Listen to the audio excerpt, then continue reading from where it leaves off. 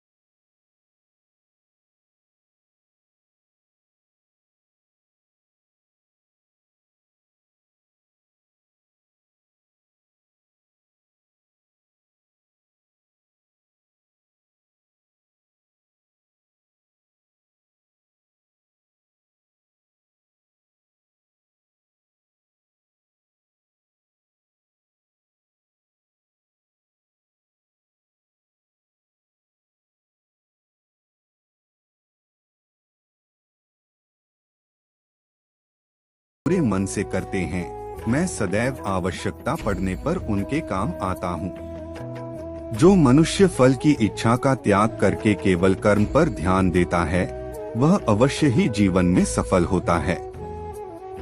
अपना, पराया, छोटा, बड़ा इत्यादि को भूलकर यह जानो कि यह सब तुम्हारा है और तुम प्रति एक के हो।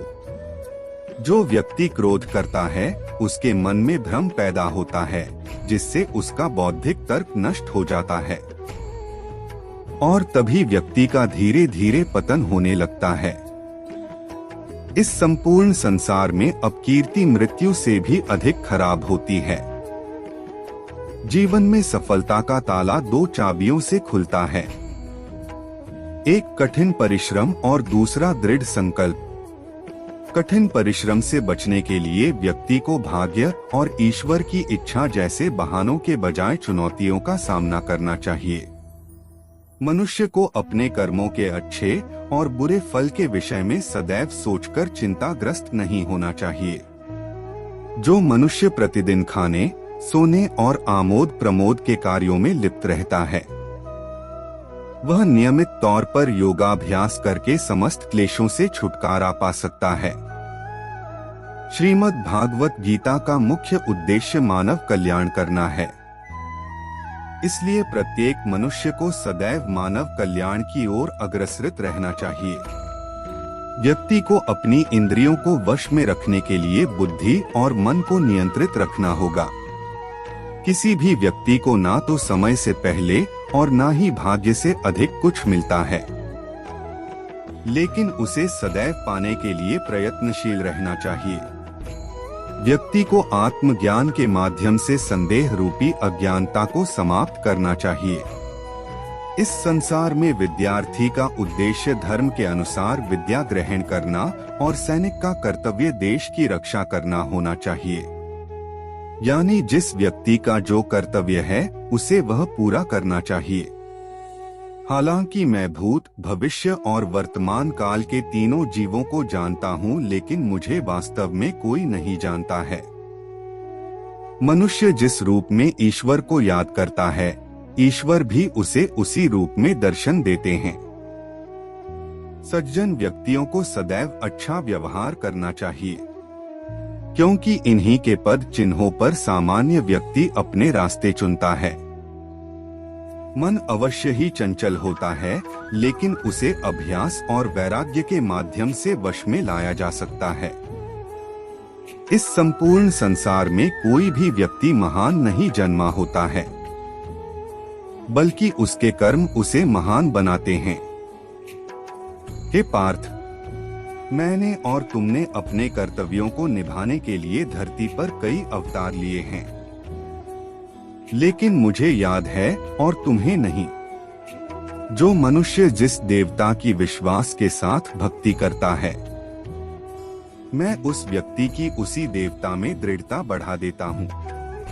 जो व्यक्ति मैं और मेरा इत्यादि की भावना से मुक्त हो जाता है, उसे जीवन में शांति की प्राप्ति होती है। जिस प्रकार से प्राकृतिक मौसम में बदलाव आता है, ठीक उसी प्रकार से जीवन में भी सुख दुख आता रहता है, वह कभी स्थायी नहीं रहते हैं। जो लोग परमात्मा को पाना चाहते हैं वह ब्रह्मचर्य का पालन करते हैं। बुद्धिमान व्यक्ति कभी भी कामुक सुख में आनंद लेते हैं, वह सदैव मोक्ष की प्राप्ति में लगे रहते हैं। संपूर्ण संसार में जब अधर्म और पाप बढ़ता है तो मैं धर्म की पुनः स्थापना के लिए धरती पर अवतार लेता हूँ। जो व्यक्ति मृत्यु के दौरान मेरा नाम लेता है वह सदैव मेरे ही धाम को प्राप्त होता है, इसमें कोई शक नहीं है। परिवर्तन ही इस संपूर्ण संसार का नियम है, इसलिए व्यक्ति को कभी अपने वर्तमान पर घमंड नहीं करना चाहिए।